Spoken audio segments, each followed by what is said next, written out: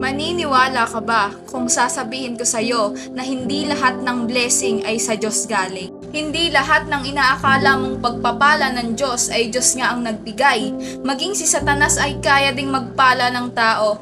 Be careful kung kaninong blessing ang tinatanggap mo. If you are walking in a godly path, nakakalamang si God ang nagpala sa'yo. But if you are walking against the godly path, sa tingin mo sino kaya ang nagbigay ng blessing sa'yo? Because people are deceived. Porkit inuulan sila ng inaakala nilang biyaya, ay akala nila tama na ang ginagawa nila. Porkit sunod-sunod ang karangyaan na natatamasa nila, ay akala nila nasa tamang daan na sila.